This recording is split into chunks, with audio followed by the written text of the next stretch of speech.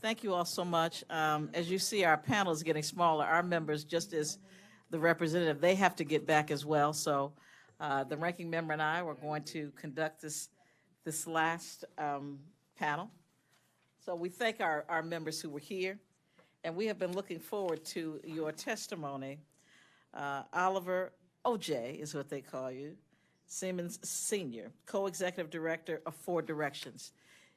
The floor is yours, sir. You have 5 minutes, or they're close to it. Oh, mindaki api. We chose on you,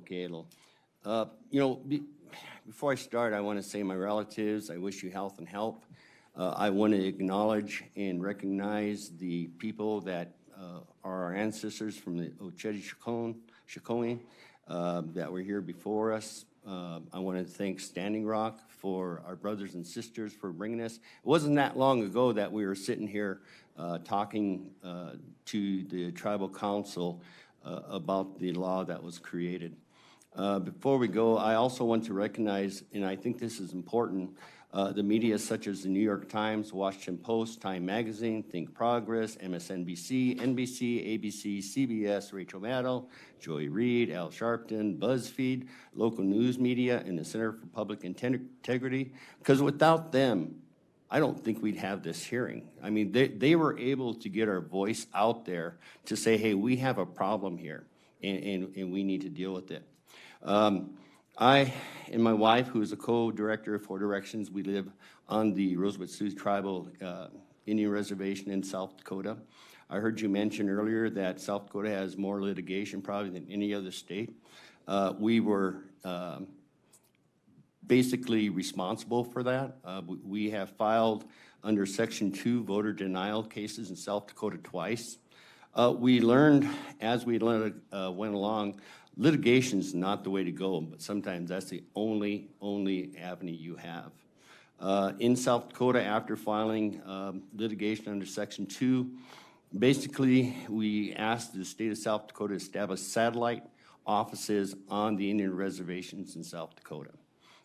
They fought it, basically saying they didn't have the money.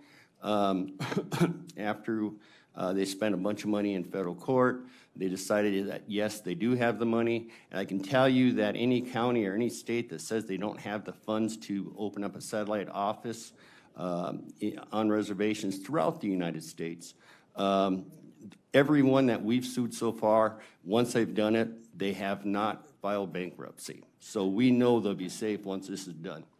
What we learned in South Dakota, we took to Montana. We went and we settled that case. Now there are 13 satellite offices in the state of Montana. The native vote has increased substantially. We then went to Nevada. In Nevada, we established 2 more satellite offices. The state legislators worked with the tribes, and now they can have up to 27 satellite offices in Nevada. What we want to bring to your attention today is the Help American Vote Act funds. This is something that is under the preview of the House, in which we don't need new laws. We already have it there.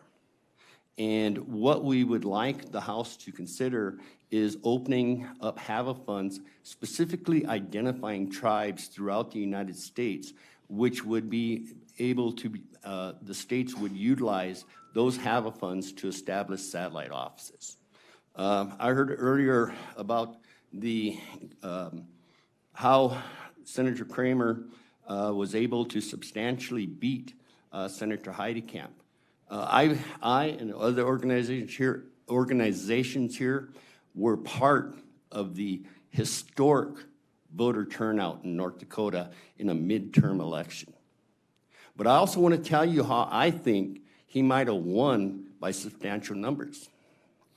In North Dakota, you have early voting, which means that 14 days prior to the election, you can go and you can vote. And if you pass away, your vote still counts. Under this North Dakota law, over 400,000, this is from the census, over 400,000 of the white population has access to vote early, 14 days, over 400,000, 2/3 of the white population. Indian country, living on a reservation, 0. Now, you want to talk about unequal, that's about as unequal as you're going to get. You give me, if I was running against you, even if they don't know me, you give me 14 days and allow me to have 400,000 plus voters, I'm going to beat you. And that's what happened here. So what we're proposing is that you use the HAVA funds to allow counties and states to establish early voting, in-person voting, satellite offices on the reservation. You allow them to come and do in-person voter registration. One more thing, and the light's on, I know they were talking about 911 addresses. One of the things that happened here, the state of North Dakota got funding, and they were able to get funding through cell phones, landlines. They took that funding and they took the money from tribal members, from tribes. That was a surcharge. And this was to create 911 numbers or addresses. Well, the state never did it. They knew they never did it. They got the money to do it. They got it from our tribal members. They got it from our tribes. And then they turn around and they create a law that requires you to have an address, a physical address, when they know they didn't do what they were supposed to do to begin with when they got the money. So there are problems. And this is not a partisan issue. I can tell you, we are nonpartisan. We sued Democrats, we sued Republicans. This is not a party issue. This is a nonpartisan issue, and this should be addressed. It's disgraceful. And I really appreciate you being here today, because it's been 17 years we've been knocking our heads against the wall. We can't afford litigation. We can't. But you can do what happened in 1924. We didn't ask for it, but we got citizenship. We got the right to vote in 1962, 64. But what you can do with these HAVA funds is, first of all, you can complement the law in 1924. And then you make it just as historic by taking and offering equality at the ballot box throughout Indian country.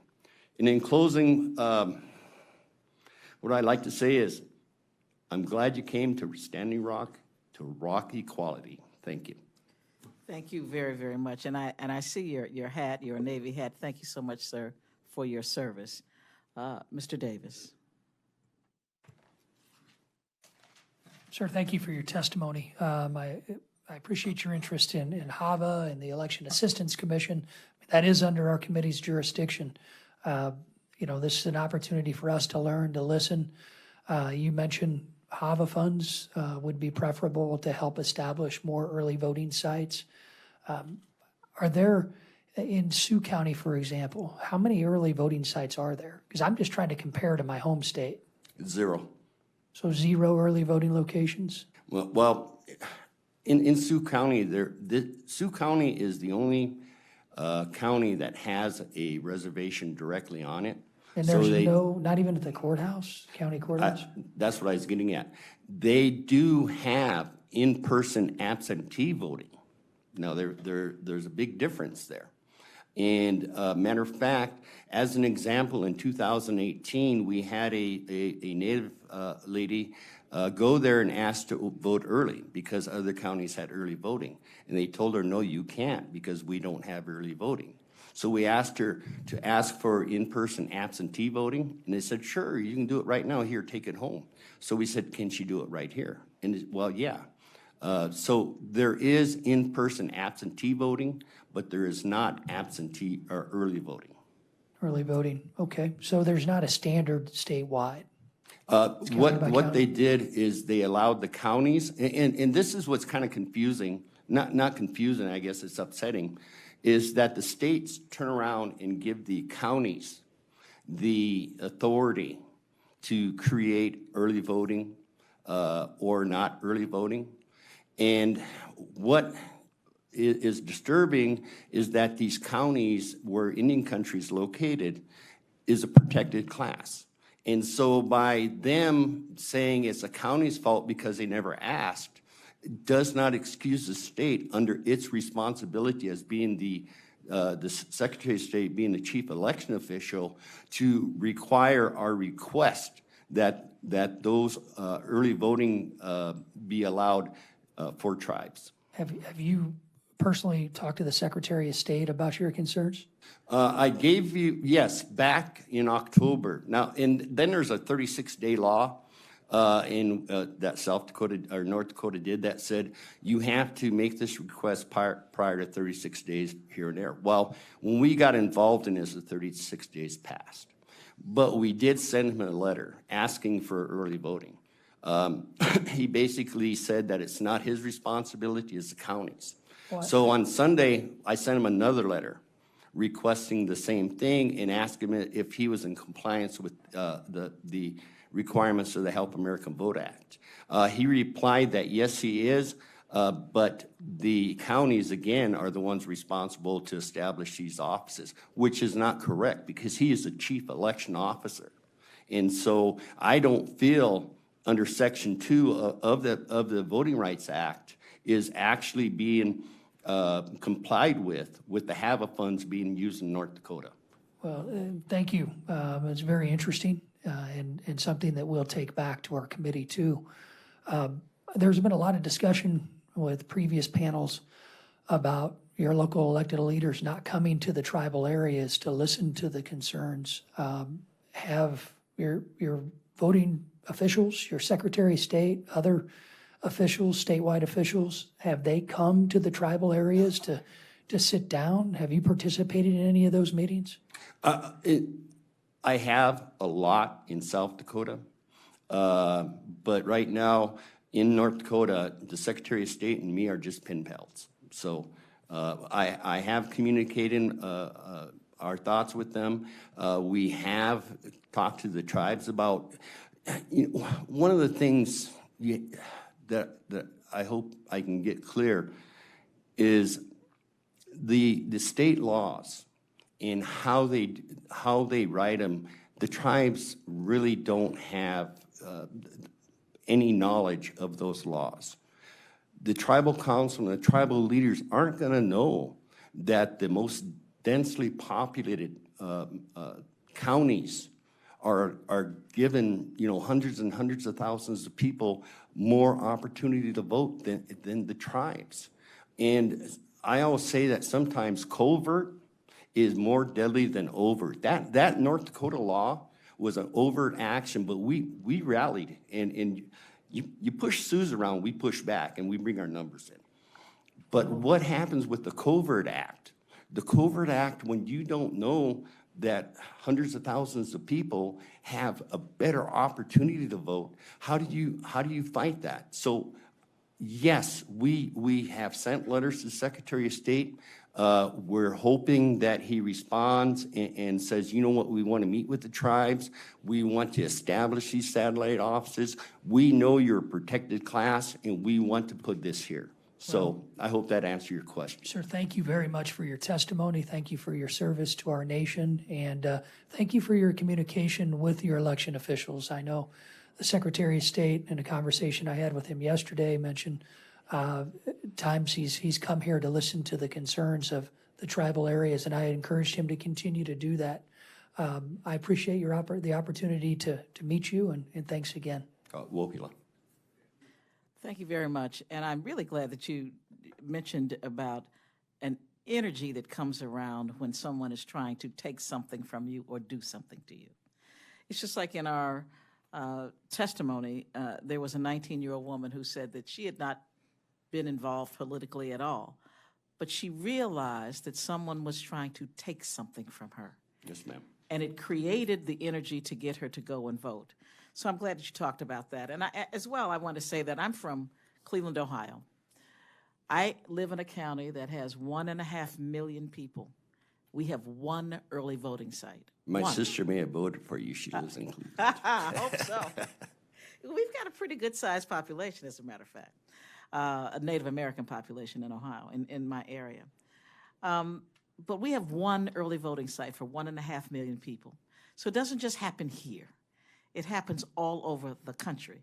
I think here it happens more often, but we're going to Ohio next week to talk about the same kinds of things. I don't understand why it's difficult for people to understand that if you have 1.5 million people and you only have one early voting site, there's something wrong with that. So I agree with you. I think that we should look at how we can find the resources to put in place these satellites that you're talking about. And that really is what HAVA was established to do. So we're going to go back and take a look at that as well. I know that you didn't give all of your testimony, but if you'd like to just take a few minutes to tell me what it is you think that we can and should be doing, I'd appreciate hearing it from you. Well, you know, I listened to the panels that testified before, and, you know, they were speaking from their heart, and they were speaking from Section 2 needs to be stay in place. Section 2 is basically what we utilize to ensure that HAVA is actually interpreted and the funds are distributed correctly. We use Section 2 in South Dakota, Section 2 in Montana, and Section 2 in Nevada. We're basically right now working with the Navajo Nation using Section 2 in a voting rights complaint. So it's very important. And, you know, here's how I explain things is if there are 5 ways to vote, don't give Native Americans 3 and say you can, we're even. If there's 5 ways to vote, every citizen should have that opportunity, whether it's in Cleveland, whether it's in the barrios. Every citizen should have those same exact rights. And the only way you're going to do it is by establishing these mirror satellite offices within the communities. The other thing I would also recommend is we need to take and have election officials work with communities to get more people of color to be election judges, election poll watchers. The voter suppression does not have to be a mile away and does not have to be a law. It could be 3 foot the length of the table when you're coming up to vote. And we have found that where we have had our natives as election officials, more people will come because they're not going to be embarrassed. They're not going to be turned away. And it's a friendly atmosphere. Our people are friendly people. And so it don't matter what color you are, when you come in, you are going to be treated with respect.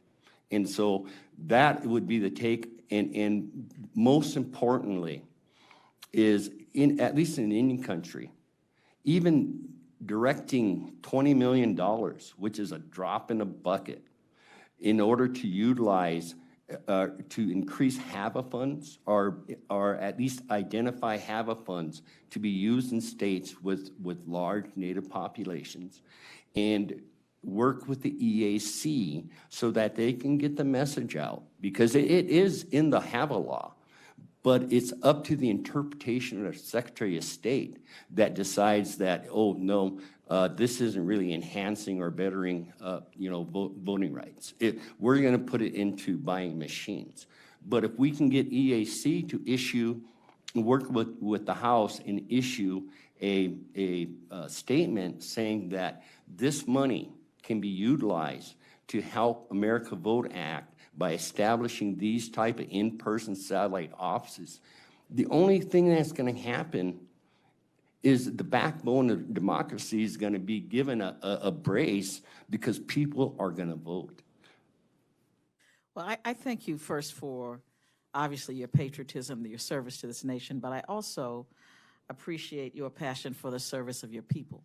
I think it is very, very important that you continue the fight. We're going to continue to fight with you because no matter the party, we all believe that everyone should have a right to vote. We just sometimes differ on how it should be done. But I thank you, and I thank all of the people who were witnesses here today. The testimony has been very valuable. We are going to be in touch once we put our report together. And so I'm going to thank you all again, and I want to thank, of course, Standing Rock Sioux Tribal Council for hosting us, the chairman, and all of those who have been with us as well today. Again, our law enforcement, our staffs, and everyone who made this possible today. And this subcommittee now stands adjourned. Thank you, sir. Thank you.